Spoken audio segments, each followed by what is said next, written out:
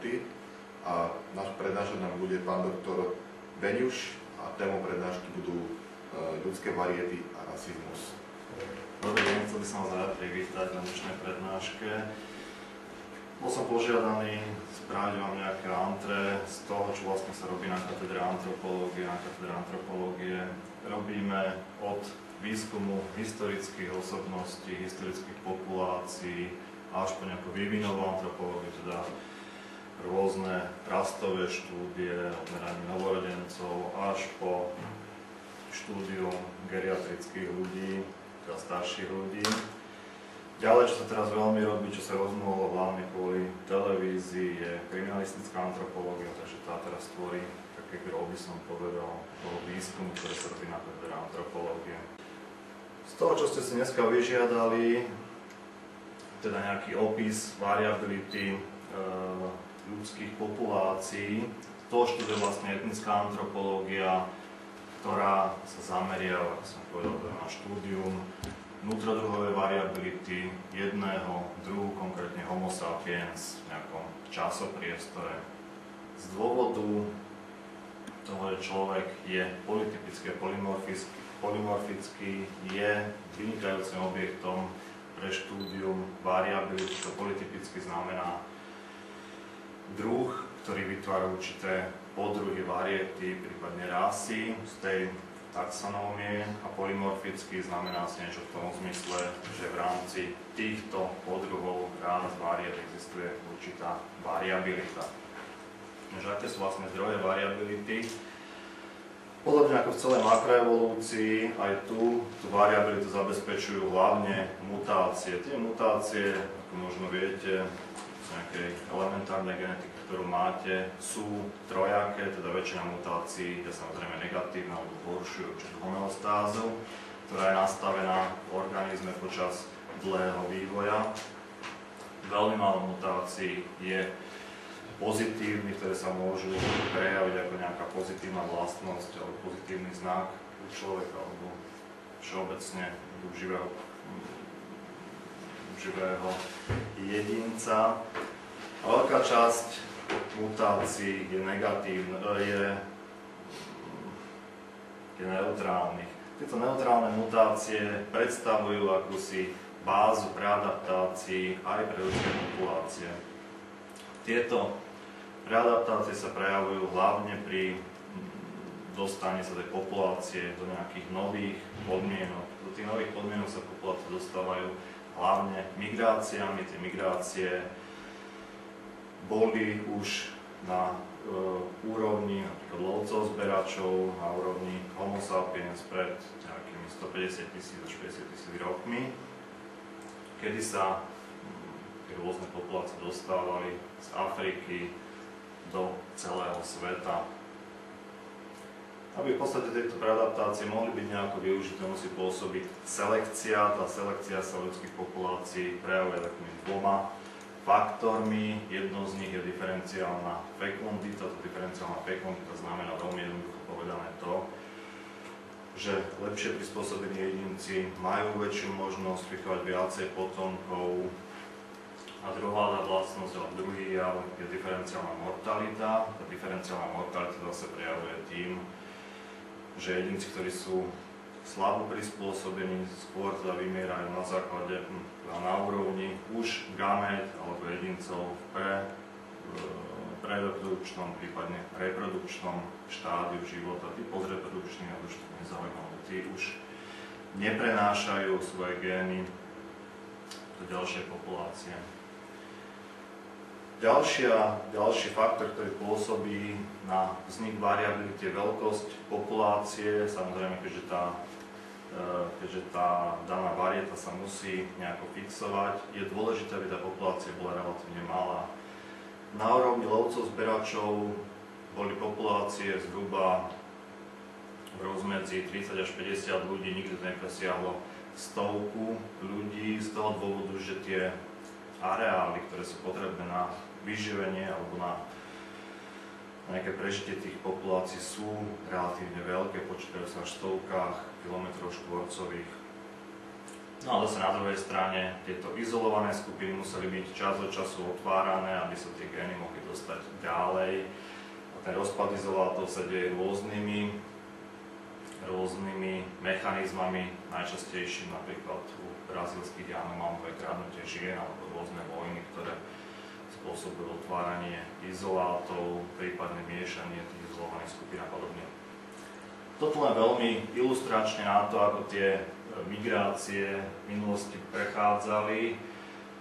Toto je príklad tzv. Mitochondriálnej Evy, čo je, dá sa povedať, geneticky taká pramatka všetkých ľudí. Jej pôvod sa odhaduje niekde v Afrike, zhruba 170 až 150 tisíc rokov, teda pred 150 až 170 tisíc rokmi, a tie populácie putovali najskôr Južnou Áziou do Austrálie, ktorá bola osídlená podľa mitochondriálnej DNA, alebo podľa mutácií, ktoré sa nachádzajú v mitochondriálnej DNA zhruba okolo 70 až 60 tisíc rokmi. A osídlenie Ameriky nastalo niekedy medzi 20 až 30 tisíc rokmi.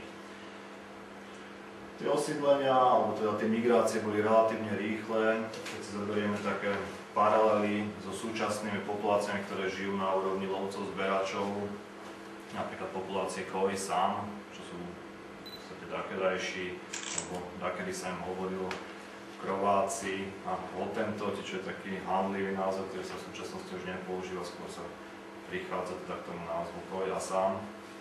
Prejdú za rok pri hľadaní potravy zhruba nejakých 2400 km.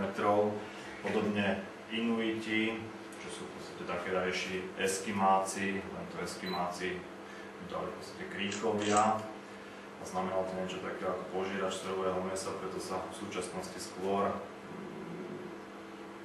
využíva to eufonimu, ktoré si dali oni, teda Inuiti. Prejdú zhruba tých 3000 km za rok pri hľadaní svojej potravy. Tie migrácie boli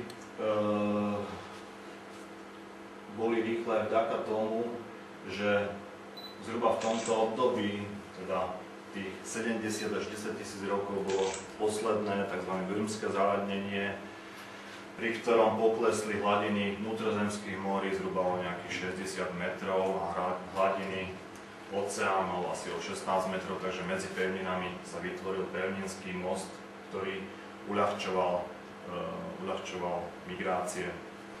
No a keďže je veľa vedcov mužov, tak sa nespokojili s tým, že existuje nejaká mitochondriálna Eva, museli vytvoriť nejakého Adama, čo je zase výskum na Y-chromozóme, ktorý nám vlastne dával vedieť, že existoval nejaký mitochondriálny Adam, ktorý opäť žil v Afrike, opäť sa potvrdila tá hypotéza Alto-Afrika pred nejakými 50 tisícmi rokmi, a tie migračné trasy sú v podstate veľmi podobné tak ako pri mitochondriálnej Eve. Takže by sme prešli k úkru dnešnej prednášky, a to je nejaká ľudská variabilita. Tie ranné klasifikácie ľudskej variability boli také rôzne, povedal by som také veľmi opatrné. Najstarším dokladom nejakej klasifikácií ľudských variét je tento relief, ktorý sa nachádza v hrobke Seti Menefta zhruba 1500 rokov pred našim letopočtom, a sú na ňom znázornené 4 rôzne varianty ľudí, teda variety, aby som bol korektný. A sú to tento Egypťan, ktorého nazývali Rod, bol maľovaný na červeno, potom Namu, čo boli vlastne Sýrčania, alebo celkovo belošiel populácie zo severu, potom to boli Nášu, teda tie južné populácie, Negroidov, a Tamahu, ktorí boli zase takí beloši, pravdepodobne Líbíci. Z tých starších populácií sa dá ešte spomenúť, alebo z tých starších triedení sa dá spomenúť triedenie, ktoré používali Číňania. Tí opisujú v 5. storočí pred našim letopočtom triedenie na 5 rôznych druhov. To boli žltý, biely, mesovo-červený, dôfialový. Prvou takou, by som kvázi vedeckou prácou, ktorá sa zaoberala nejakou typológiou ľudí, bola táto práca Françoisa Bernieho z konca 17. storočia, čo je v podstate človek, ktorý poprvý raz použil slovo rasa a rozdeľoval ľudské populácie na základe farby pleti, tváre, očí, vlasov a vzrastu. Rozdelili na tieto 4 rôzne variety, teda do prvej zahrnul Európanov, západnú Áziu a sever Afriky, do druhej zahrnul afrických černochov. Ďalej to boli východní Aziati a tretiu, alebo teda štvrtú poslednú kategóriu tvorili Laponci, ktorí sa mu zdali veľmi takí zvláštni. Na základe toho im priradil vlastnú kategóriu. Zaujímavé na tom je, že táto klasifikácia, ktorá vznikla takmer 200 rokov po objavení Ameriky, nezahŕňa amerických indiánov, tí sa Bernierovi zdali tak veľmi podobný belochom, že ich zaradil belochom. No a treba spomenúť aj jeho otca v vedeckej klasifikácii, ktorým bol Carl Linné. Ten Carl Linné spravil zásadný krok a ten, že zaradil človeka medzi primáty do 10. vydania toho systéma Nature, ktoré vyšlo v roku 1758. V tých primátoch figurovali dokonca ešte aj netopiere, neskôršie to bolo teda stadiaľ odobraté a priradili správne mizožravcom. Samotný rod Homo rozdelil Linné na 3 takéto základné vetvy. Prvou bol Homo nocturnus alebo Troglodytes. Ten Homo nocturnus, pod tento druh spadali všetky ľudovky, teda orangután, šimpanz, gorila. No a potom to bol Homo diurnus, teda človek denný, kde už zaradil súčasné žijúce populácie.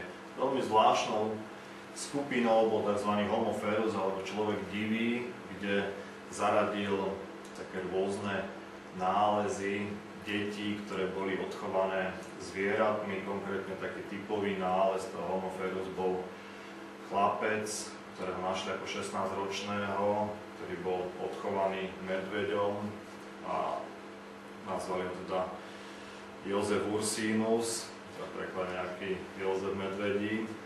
Ten chlapec nebol schopný artikulovanej reči, v podstate žil stále ako zviera a na základe toho, že nemal tie ľudské atribúty, napríklad tam nechodil po 2 končatinách, nemal artikulovanú reč, sa Linné rozhodol spraviť špeciálny druh pre takýchto divých ľudí, ako to on teda hovoril tomu. Boli sa zaradení potom nejaké dievčatá, ktoré boli odchované kozami, chlapci, ktorí odchovali vlky a podobne. To Homo diurnus, teda človeka denného, ďalej delil na 4 poddruhy. Prvým bol Homo sapiens europeus. Ten Homo sapiens europeus mal podľa Linného tieto charakteristiky, teda bol biely, sangvinickej povahy, svalnatý, blondiavý, kučeravý, ľahkovážny, vypočítavý, vynaliezavý, dôvtipný a z tých kultúrnych atribútov mu priradil to, že sa odieva priliehavým šatom a riadi sa podľa zákonov. V podstate dalo by sa opísať, že Linné opísal viac menej seba, alebo tie severské populácie, ktoré sú také častejšie také blondiavé, modroké. Ďalším podruhom bol Homo sapiens asiaticus. Ten Homo sapiens asiaticus bol takej žltavej farby pleti, ako to nazval, melancholickej povahy, nepodajný, s čiernymi vlasmi, hnedými očami, prísny, krutý, milujúci nádheru, nosí široké šaty a riadi sa verejnou mienkou. Ďalej to bol Homo sapiens afer, teda čierny Homo sapiens, ktorý pochádzal z Afriky, flegmatickej povahy, jemnú, takú zamatovú kožu mal podľa neho, kučeravé vlasy a z tých vlastnosti, ktoré celkom nepadajú do taxonómie, to boli, že poddajný, zlomyselný, lenivý, ľahostajný, telesne natiera tukom a riadi sa nejakou ľubovôľou. No a posledným, štvrtým bol Homo sapiens americanus, ktorý bol zase cholerickej povahy, s čiernymi vlasmi, spriamený, teda tvár mal pokrytú pehami, je vytrvalý, veselý, slobodomyselný, telo si natiera červenou farbou a riadi sa zvykmi. Veľmi špeciálnu kategóriu ešte okrem Homo ferus vytvoril pre rôzne patologické anomálie a rôzne také správky, ktoré ešte dovtedy kolovali medzi vedcami zaoberajúcimi sa antropológiou, a to bol tzv. Homo monstruosus.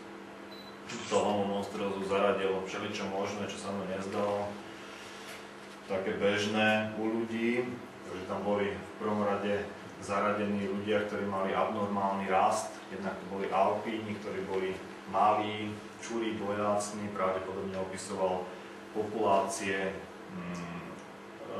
ktoré sa nachádzali v Alpách a bývali často postihnuté kretenizmom, pretože v týchto oblastiach nedostatok jódu. To vlastne spôsobuje taký nízky zráz zakrpatený. Ďalej to boli Patagónci. Tých Patagóncov opisujú tie staré etnografické štúdie ako najvyšších ľudí na svete, preto sa mi zdali veľmi čudní a zaradili tak tomu Homo monstruosus. No a potom to boli kategórie také zase ďalšie, no, konkrétne to boli Monorchides. Tí Monorchides to boli populácie koj, sám, ktoré podľa povesti odrezávali svojim chlapcom jeden semeník, aby sa naučili rýchlejšie behať.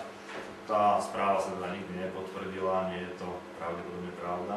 A potom to boli Imberbes, to boli populácie, ktoré boli slabo zarastené, z pohľadu Európanov samozrejme. A to boli hlavne rôzne populácie v Južnej Amerike. Ďalšími boli ľudia, ktorí si nejako upravovali tvár hlavy, to boli tzv. Makrocefali a plagiocefali. Tí makrocefali podľa neho si upravovali hlavu do takýchto vysokých kuželovitých formácií, v podstate toto. A tí plagiocefali si upravovali hlavu takýmto spôsobom. Tí makrocefali alebo strmá forma, deformácie hlavy sa robí bandážovaním, ako si to môžete všimnúť do tohto malého afrického dieťaťa, kde sa hlava obviaže takými vrstvami nejakého obvinadla, hlava rastie vysoko.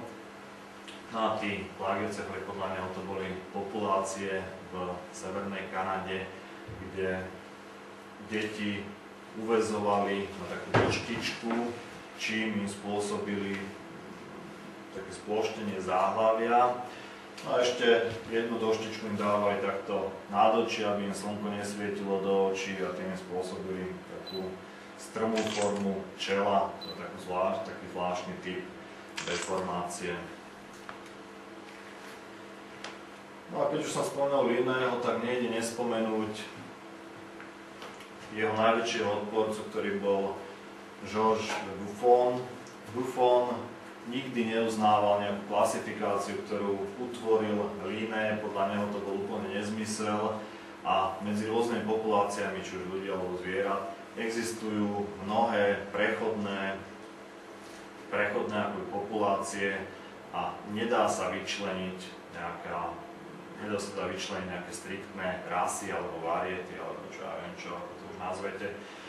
Aj tak z jeho diel sa dá vyčítať, že sa povedať, uznával alebo vypracoval také rozdelenie, kde boli zase rozdelení na populácie, ktoré sa nachádzajú v severských krajinách, niekto sa strčil tu ako Laponcov a Inuitov, potom to boli mongoloidné populácie vo východnej a strednej Ázii, ďalej populácie vo východnej Ázie, teda Malajci a tak ďalej, Európania, plus juhozápadná Ázia, Afrika, Černoši a Američania.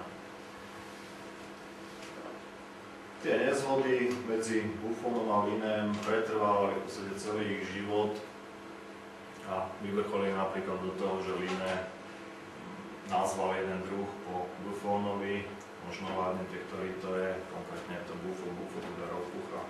Až na to sa nemali dvaja páni radi.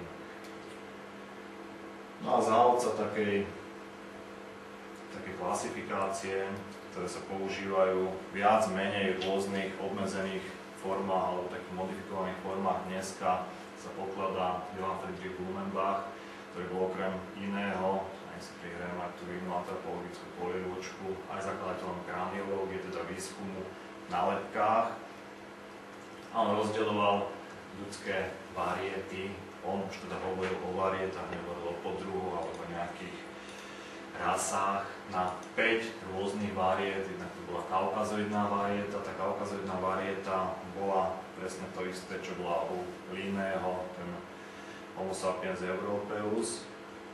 Len sa mu zdalo, že pôvodnejšie populácie boli tmavšie pigmentované a pravdepodobne sa tá európska populácia, pôvod európskej populácie kládol do Kaukazu, kde podľa neho boli najkrajšie populácie, mali najkrajší tvar, lebky, od ktorého sa dali odlíšiť všetky ostatné ďalšie variety. Ďalej to bola populácia, alebo teda mongoloidná varieta, americká varieta, etiópska alebo negroidná varieta a poslednou varietou, ktorú pridal po objavných plavbách Kúka, bola malajská varieta.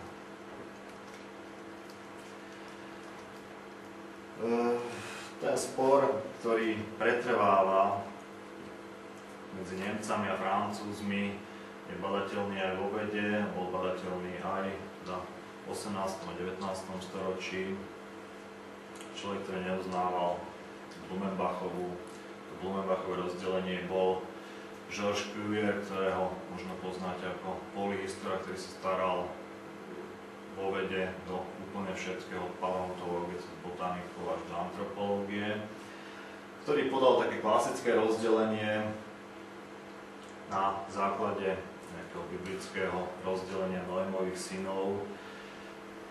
Teda boli traja, Jafet, ktorý podal základ bielemu plemenu, potom volal Sem, ktorý podal základ žltému plemenu, a Chám, ktorý podal základ čiernemu plemenu. V tom rozdelení Cuvierovom bolo zaujímavé to, že Cuvier sem zakomponoval to, čo sa v pozdejších rasistických teóriách veľmi často používalo, to bolo kultúra. Podľa neho to biele plemeno bolo jediné, ktoré malo nejaký atribút nositeľa a rozvíjateľa kultúry. Žlté plemeno podľa neho vytvorilo veľkú kultúru Čínsku a Japonsku a všetko stalo stále strnulé. No a to posledné plemeno čierne podľa neho nemalo vôbec žiadnu kultúru, nikdy žiadnu kultúru nevytvorilo, ani sa jej to nikdy nepodarilo, lebo je na to nevhodné podľa neho. Vzájomné rozdelenie bolo aj rozdelenie, kde sa už používalo, aby sa povedal, taký ekologický princíp, a to je Kantovo rozdelenie, ktorého skôr možno poznať ako filozofa. To jeho rozdelenie bolo v podstate do 4 kategórií, ktoré sme si viac menej už hovorili, a bol tu vyzdvihnutý účinok tepla a vlhka. Podľa toho sa nám podarilo rozdeliť ľudí do 4 kategórií. No a ešte na záver aspoň dve také kuriózne rozdelenia. Takže to je Karlovo rozdelenie, kde v podstate podal také dva terminálne štádia rozdelené, to je človek denný a človek nočný, ktorí predstavovali Európania a Černosy. No a potom medzi nimi bol človek súmraku, Američan na západe, človek úsvitu alebo Mongol na východe. No a rozdelenie podľa zmyslovej sústavy, to je už naozaj také veľmi pritiahnuté za vlasy. Podľa Aukena boli matoví ľudia, černosí, chuťoví ľudia alebo ľudia, ktorí preferujú chuť, Austrálci, čuchoví ľudia, Američania, sluchoví, Aziati a zrakoví Európania. V 20., teda 19. a 20. storočí je tá situácia už taká komplikovanejšia. Všetky tieto kategórie a rozdelenia, čo som vám podal, boli rozdelenia, ktoré akceptovali taký monogenický prístup k rozdeleniu človeka, teda uznávali to, že človek vznikol z jedného zdroja a tie populácie sú v podstate rovnocenné len vzhľadom na to, že sú v inakších klimatických podmienkach, tak sa utvorili u nich rôzne morfologické variety.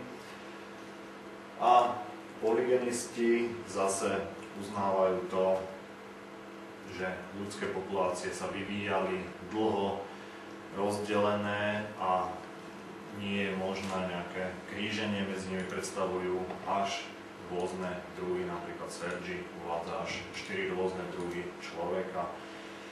Takou vlajkovou loďou, takým hovorcom tých polygenistov bol veľmi významný vedec. On je z paleontológie významný, z antropológie už tak významný nie je. Jean Rudolf Agassiz. Ten Agassiz podával rozdelenie do 6 skupín podľa zoogeografického hľadiska a hlásal to, že tí ľudia sú teda rôzneho druhu. Čo sa týka tých monogenistov, tak pri tých monogenistoch to v 20. storočí rástlo geometrickým rádom, to je rozdelenie na rôzne rasy, až do takých extrémov, že napríklad poľská škola, vedená Čekanovským, podala pre Európu až 103 rôznych rasových typov. Čo to vlastne tá rasa je? Ten pôvod slova rasa pochádza z arabčiny a predstavuje v arabčine to slovo ras, znamená niečo ako hlava, počiatok.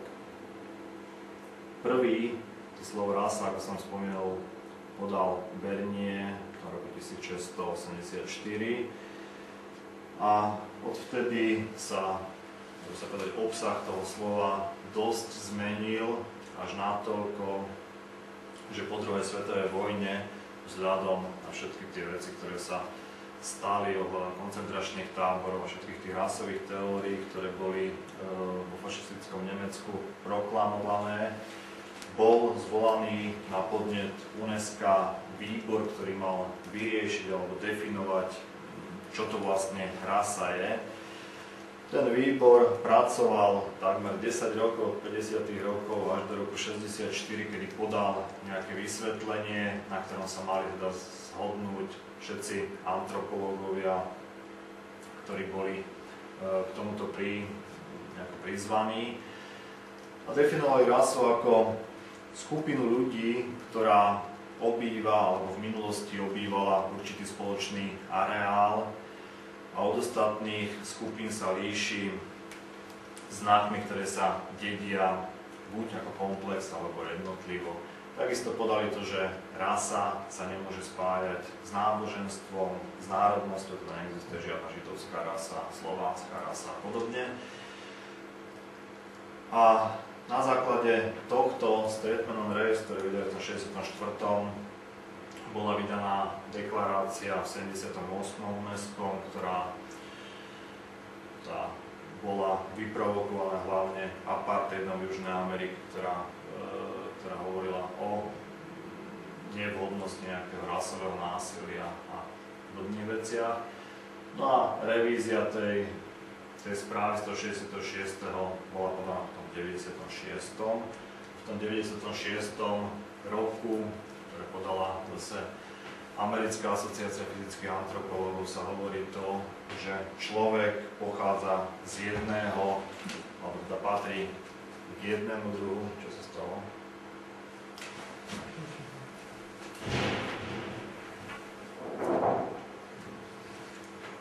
Môže?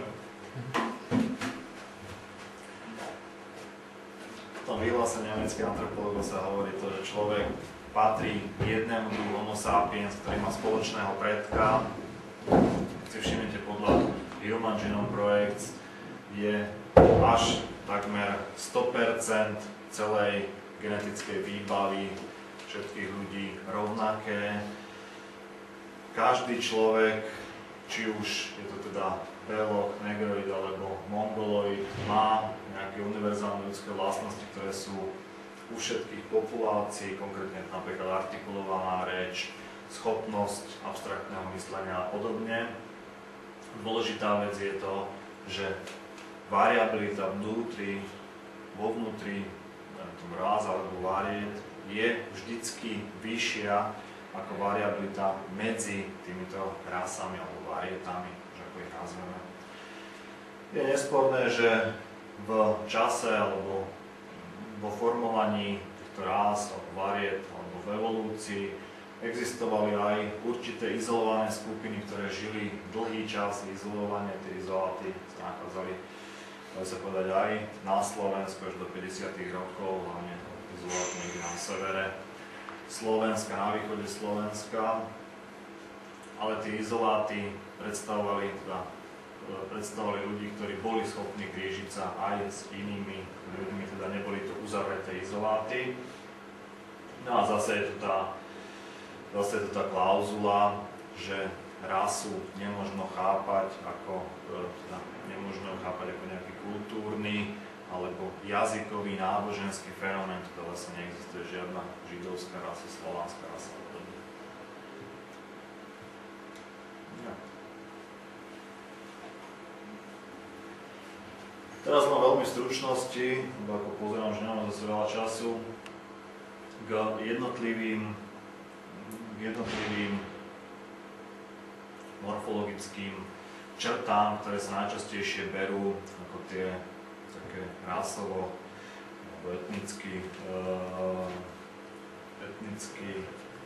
priateľné. V prvom rade je to farba pokožky. Tá farba pokožky sa riadi takisto ako všetky ostatné znaky v ľudskej variabilite ekologickými pravidlami, konkrétne to tzv. Glogerovo pravidlo. To Glogerovo pravidlo hovorilo veľmi zjednodušene asi to, že podruhy, ktoré sa vyskytujú v teplejších oblastiach, sú viac pigmentované ako podruhy, ktoré sa vyskytujú v chladnejších oblastiach. Keďže to pravidlo pochádza niekedy z konca 19. storočia, sa vie, že to nie je teda funkciou teploty, ale skôr funkciou ultrafialového žiarenia. A samotná farba pokožky slúži hlavne ako ochrana pred UV žiarením. To sfarbenie pokožky zapríčiňujú melanocity, čo sú takéto prstovité bunky, ktoré sú ukotvené v hlbokých vrstvách kože.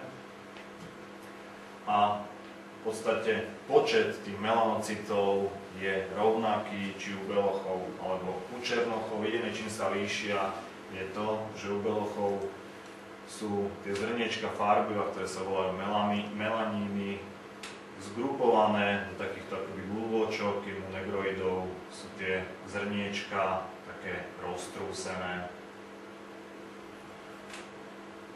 Čo týka farby pokožky mongoloidných populácií, tam sa okrem týchto melanínov, ktoré sa vyskytujú u negroidov a kaukazoidov, tzv. eumelanínov, ktoré majú takú hnedo-čiernu farbu, častejšie vyskytujú tzv. feomelaníny, ktoré sú také červeno-hnedé, a okrem toho je v pokožke taká hrubšia vrstva keratínu.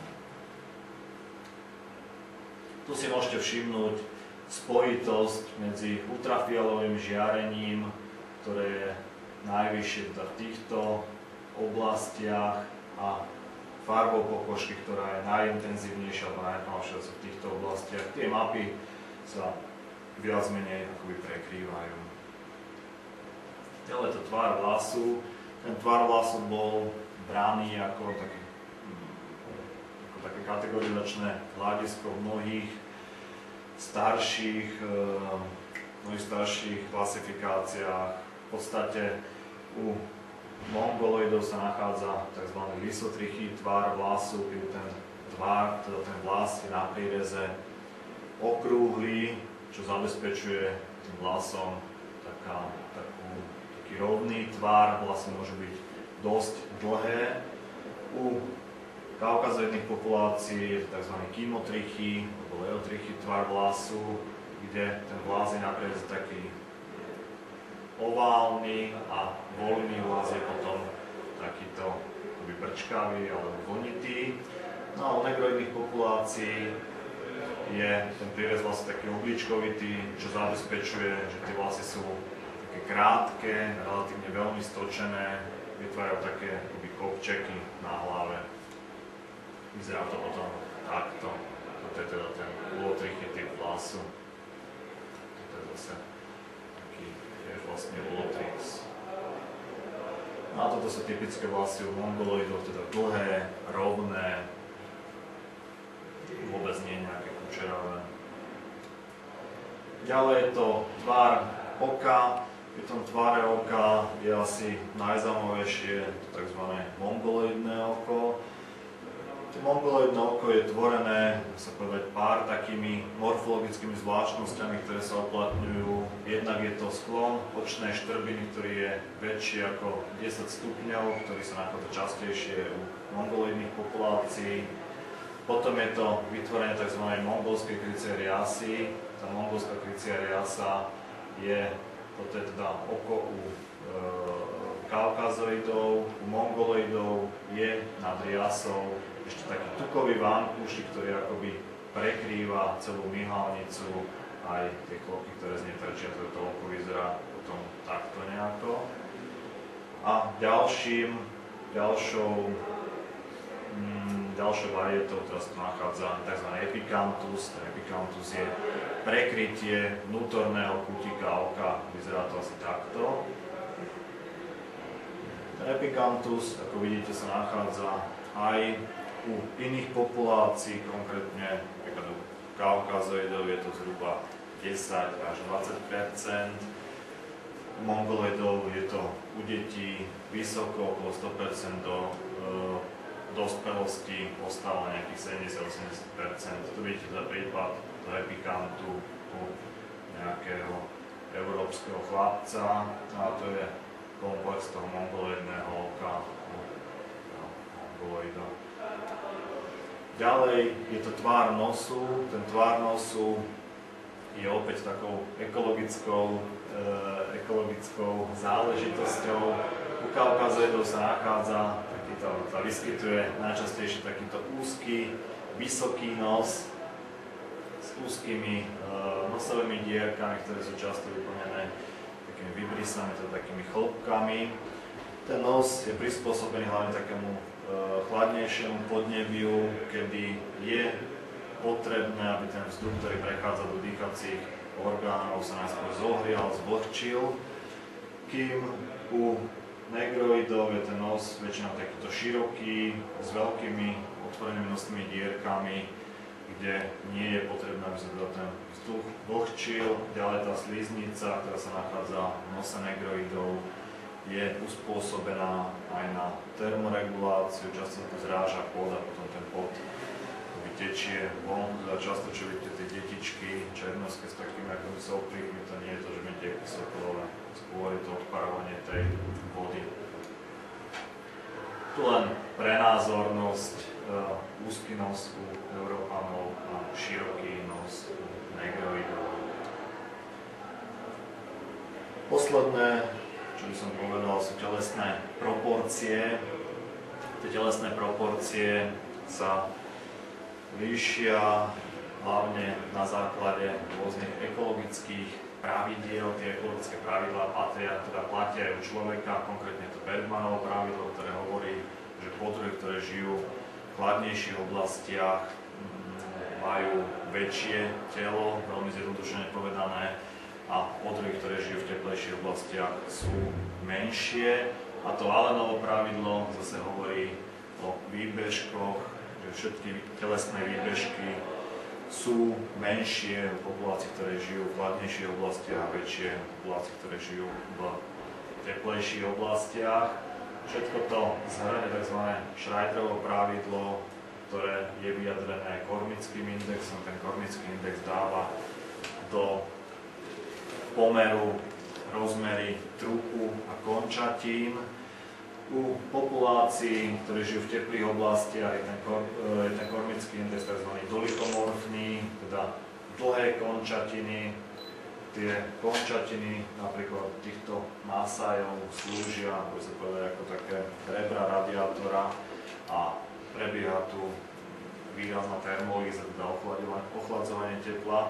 Naopak u severských populácií alebo populácií, ktoré žijú v chladných oblastiach, sú skôr takí brachy, morfní, teda majú veľký, teda dlhý trup a relatívne krátke končatiny. Je to spôsobené hlavne tým, aby nedochádzalo k veľkým stratám tepla. Dobre. Takže veľmi stručne by som zhrnul teraz tie poznatky, ktoré som vám poskytol o morfológii alebo morfologických zvláštnostiach. Dá sa povedať, že rasy ako také objektívne neexistujú. Mnoho genetikov tvrdí, že žiadne rasy nie sú. Všetko sú to len určité populácie, ktoré sa medzi sebou viac alebo menej líšia. Je to síce všetko veľmi pekné, ale z takého didaktického hľadiska, alebo z takého ľudského hľadiska sa bez tak vždycky tá variabilita nejako opisuje. A v podstate antropológovia uznávajú, čo je taký nie veľmi dobrý výraz, uznávajú 3 typy veľkých variet, konkrétne to kaukazoidná varieta. Tá kaukazoidná varieta je definovaná farbou pokožky, ktorá môže byť od takej svetlo-ružovej až po tmavo-hnedú. Keď si zoberiete napríklad Indov z Južnej Indie, tak tí majú relatívne tmavú farbu pokožky, patria do kaukazoidnej populácie. Tvár vlasu, teda taký kymotrichy, čo je vlas, ktorý je na priereze oválny, kučeravý, vyrastá tak zahnuto z pokožky, oči nemávajú ten mongoloidný tvár, uši väčšinou bývajú také mezo až makrotické, teda stredne až veľmi veľké s voľným valvočkom, pery bývajú také väčšinou úzke, nebýva to tzv. Tvárový prognatizmus, čo je také vystúpenie profilu, ktoré je badateľné hlavne u negroidnej populácie. A tá negroidná populácia, farba pokožky je to takej svetlo-hnedej až po úplne čiernu, takú akoby ebenovite čiernu. Pigmentačný komplex všetkých ostatných znakov, teda vlasov, očí a tak ďalej, je tmavý. Tie pery, ako som spomínal kaukazoidov, tak u negroidov sú také akoby naduté, také veľmi mäsité. Ucho je väčšinou malé, také mikrotické. Často je to také vystúplé čelo, ktoré sa u nás volá frons bombe. A chýbajú, ako sú teda nátobočnicové oblúky. No pri tej mongoloidnej variete, čo sa týka farby pokožky, tak tá farba pokožky je od takej žltkastej až po bronzovú. Vlasy, oči zase najtmavších odtieňov, vlasy sú relatívne dlhé, rovné. Je to mongolské oko, teda pritom nie pikantus, mongolská riasa, spoločné štrbiny a tak ďalej, uši väčšinou také makrotické s voľným valvočikom, pery úzke. Je to v podstate taký akoby, dá sa povedať, morfologický prechod medzi tou kaukazoidnou a negroidnou varietou. No a ešte kúsok alebo niečo k rasizmu. Čo sa týka toho rasizmu, definícia rasizmu ako taká, dá sa povedať, nejako neexistuje. V podstate dá sa povedať, že rasizmus je nejaké nepriateľské, alebo vyjadruje nejaké nepriateľské, negatívne pocity jednej nejakej etnickej skupiny voči druhej. Ďalej to môžu byť aj rôzne prejavy neznášanlivosti medzi rôznymi etnickými skupinami. prípadne prejavy nadradenosti jednej etnickej skupiny na druhou. Ten rasizmus sa väčšinou delí na tzv. Mäkký a tvrdý rasizmus. Ten tvrdý rasizmus je charakteristický rôznym agresívnym konaním, ktoré začína už len od tých pouličných bitiek a končí niekde pri genocídach celých národov. A mäkký rasizmus je daný hlavne rôznymi odmietavými prístupmi, neakceptovaním, rôznym vyčleňovaním tej inej variety na okraj spoločnosti a podobne. Väčšinou ten mäkký rasizmus býva spájaný s tzv. Xenofóbiou, čo znamená strach z cudzieho.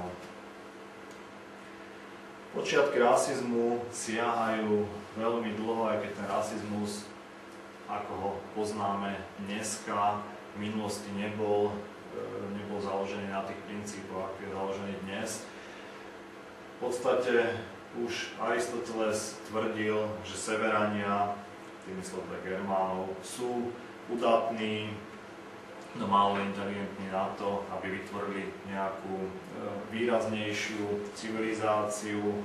Ázíci sú síce inteligentní, ale zase málo udatní na to, aby vytvorili nejakú civilizáciu. Jedine Gréci sú predurčení k tomu, aby stvorili civilizáciu, ktorá by ovládla svet, lebo sú dosť inteligentní aj dosť odvážni na to podniknúť takéto kroky.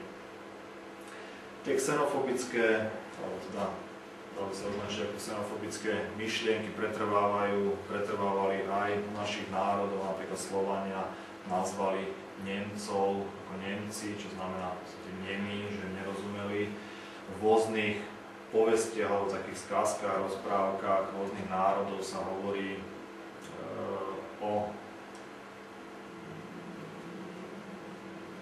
o tom, že ten národ je v podstate vyvolený. Židia sami o sebe vyhlasujú, že sú vyvolený národ. Napríklad Rómovia majú takú rozprávku o vzniku ľudí, ktorá hovorí, že Boh, keď stvoril ľudí, tak ho vlácal z nejakého cesta, dal ho upiecť, keď ho vytiahol, bol spálený. To nebol taký ten správny človek, to sú podľa nich negroidi. Spravil to ešte raz, vytiahol ho veľmi skoro. Ten človek nebol ešte dopečený, bol taký biely. Tu mal dať vlastne vzniknúť Kaukazoidom. Až na tretíkrát sa mu to podarilo a ten človek bol tak akurát vypečený a to sú v podstate Rómovia. Takisto Zuniovia z Nového Mexika tvrdili o sebe, že oni sú varení, kým ostatné národy sú surové. A takisto, či už Gréci alebo Rímania hovorili o sebe, že oni sú jediný civilizovaný národ, všetci ostatní sú barbári. Ten rasizmus v podstate, alebo začínal v tom 12. 13. storočí ako nie rasizmus, ale skôr antijudaizmus a prejavoval sa hlavne v tom, že nástupom katolíckej moci v Španielsku boli stadiaľ vyháňaní Židia od 13. storočia a prejavovala sa určitá náboženská intolerancia, ktorá mala svoje korene už niekedy v 7. storočí, kedy pápež Gregor vyhlásil o Židoch, že to sú odpadlíci od pravého Boha a netreba teda s nimi zachádzať ako s ľuďmi. Takže od toho 13. storočia v podstate vedie takáto veľmi jednoduchá rovnica od antijudaizmu k antisemitizmu, teda k nenávisti voči Židom ako takým, nie len k ich náboženstvu, až k rasizmu, ktoré viedlo k rôznym pogromom, ktoré sa páchali na Židoch do 15. storočia.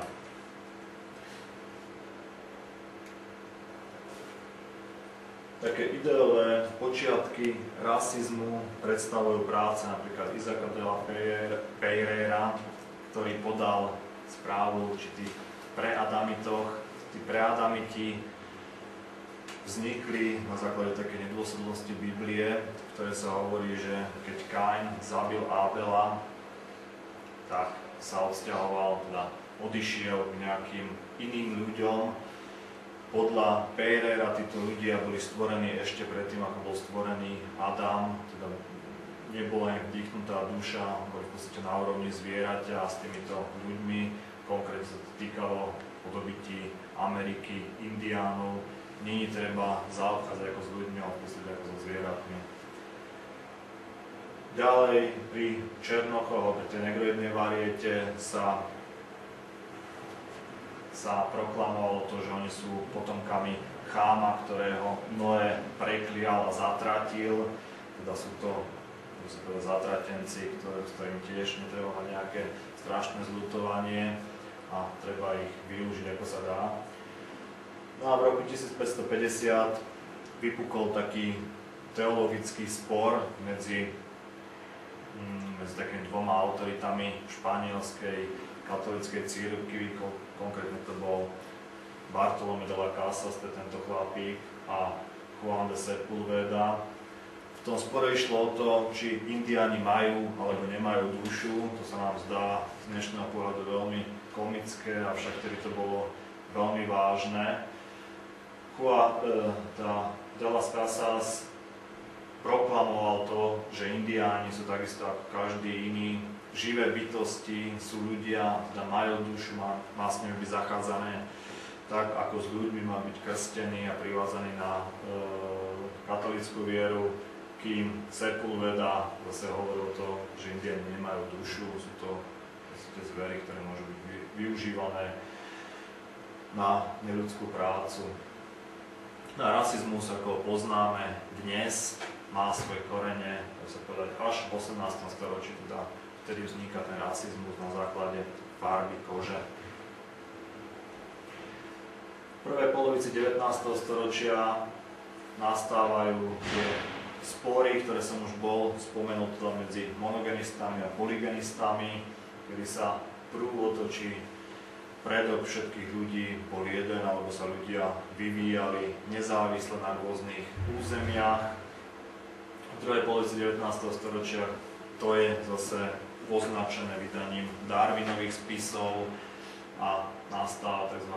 Sociálny darwinizmus, ktorého hlavnými predstaviteľmi boli Keith Chamberlain, ktorí hlásali to, že sú určité národy, ktoré sú lepšie prispôsobené na život, konkrétne to mali by samozrejme Anglosasi, že to boli obidvaja Angličania, a tieto národy sú predurčené na to, aby vládli nad tými nižšími rasami, ako to oni nazvali. Takým otcom vedeckého rasizmu, ako sa označuje dnes, je Gobineau, tento francúzsky šľachtic vo svojich spisoch proklamoval to, že existuje jedine jedna nadradená rasa, to sú Teutóni, ktorí stvorili všetky civilizácie a sú v podstate schopní vládnuť nad celým ľudstvom. Ďalej tie jeho teórie, ale sa povedať vyšpičkoval Houston Chamberlain, tento chlap, ktorý hlásal nadradenosť germánskej alebo teutónskej rasy. Bol to konkrétne Angličan, ktorý bol dlho vychovávaný v Nemecku a tam v podstate, dali sa povedať, pokazili hlavu týmito rôznymi germánskymi názormi. Podľa neho tí Germáni morfologicky sú vysokí, svetlovlasí, odvážni, energeticky vynaliezaví a slobodní a je to jediný národ, ktorý je schopný alebo je schopný vládnuť celému svetu. Toto bol v podstate taký predobraz tej Hitlerovej vízie Übermenschov, teda nadčlovekov, ktorí mali vládnuť celému svetu. No a ešte len tak viac menej formálne spomenúť Rudyarda Kiplinga, ktorého skôr poznáte ako autora knihy Džungly. Rudyard Kipling vymyslel takú teóriu, ktorá sa volá bremeno bieleho človeka. Bremeno bieleho človeka znamenalo asi to, že Belosi, teda Anglosasi, keďže on bol tiež Angličan, sú jediní, ktorí sú schopní niesť to bremeno, že vychovávajú druhé národy, v podstate im vládnu. V nacistickom Nemecku, ako som už hovoril, bol predobraz toho Chamberlaina a tam sa všetky tie rasové veci dali, dá sa povedať, do zákonov, konkrétne to boli tie prvé norimberské zákony v 35., kde bolo vyhlásené, kde v podstate každý ríšsky občan, alebo teda mohol byť ríšsky občan jedine ten, kto nemal 3 generácie dozadu žiadneho židovského predka, pokiaľ ho mal, stal sa občanom bez ríšskeho občianstva. Toto, ten 35. rok, vyvrcholil potom do začiatku vojny, tej kryštálovej noci, kde boli, dá sa povedať, eliminovaní Židia, mnohí bolo pozatváraných, boli rozbité synagógy a ich obchody. No a vyvrcholilo to až v 41., kedy bolo vyhlásené tzv. Konečné riešenie pre Židov a všetci Židia mali byť odvlečení do koncentračných táborov, kde mali byť vyhubení. Čo týka slovenského štátu, neviem, ako máme čas. Hej. Veľmi rýchlo prebehnem túto politickú tému. V tom slovenskom štáte pred vojnou žilo zhruba 135 000 Židov. Po prvej viedenskej arbitráži zhruba 40 000 Židov ostalo na území, ktoré pripadlo Maďarsku, a ešte nejakých 7 500 Židov bolo deportovaných po vznike slovenského štátu. Podobne, teda po nemeckom princípe bolo v apríli 1939 bola vypracovaná definícia židovského občana, kde zase to bol občan, ktorý má určité korene v židovstve, hlási sa k židovskej viere. A dokonca sem boli zaradení aj tí, ktorí konvertovali na katolícku vieru, ale konvertovali až po roku 1918. Bolo pre nich vymyslené, bolo teda vyhlásené nejaké usmernenie počtu židovských pracovníkov. Konkrétne sa najskôr šíkalo redaktorov, advokátov, neskôr aj lekárov, lekárnikov. V 41. septembri boli vydané také nariadenia, čo mohli a čo nesmeli Židia robiť. Konkrétne všetci Židia od 6 rokov museli nosiť šestíku, žltú Dávidovú hviezdu, nemohli bývať na námestiach alebo uliciach, ktoré mali meno po Adolfovi Hitlerovi alebo po Linkovi, nemohli vlastniť gramofón, rádio, auto, rybárske prúd, nemohli loviť ryby a rôzne takéto obmedzenia, ktoré im v podstate úplne ich obmedzovali vo všetkom. Prvé deportácie začali až v 1942 roku, konkrétne v marci 1942 až do októbra 1942 prebehlo, alebo teda odišlo do Slovenska 58 transportov so zhruba 58 000 Židmi, ktorí boli teda odvážaní do Osvienčimu. Ostalo na Slovensku potom v 1942, kedy boli zastavené transporty, zhruba 20 000 židovských občanov.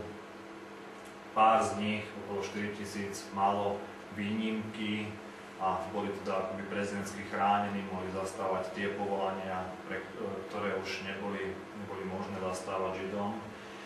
No a situácia sa opäť vyhrotila v 1944, kedy bolo Slovensko okupované nemeckými jednotkami a vtedy sa zase obnovili deportácie a bolo odvedených zhruba 13 500 židovských občanov. Čo sa týka toho zbytku populácie Židov na Slovensku, ostáva ich tu po vojne okolo 10 000, v súčasnosti sa hlási okolo 3 000 ľudí k židovskému občianstvu. Veľmi stručne k Rómom, keďže už nemáme veľa času, to je zase skupina, ktorá je, dalo sa povedať, u mnohých ľudí nežiadúca. Tí Rómovia mali, alebo sa dostávajú do Európy zhruba okolo 10. a 11. storočia. Prvé správy sú z z roku 1050, prvé správy zo Slovenska sú z roku 1322.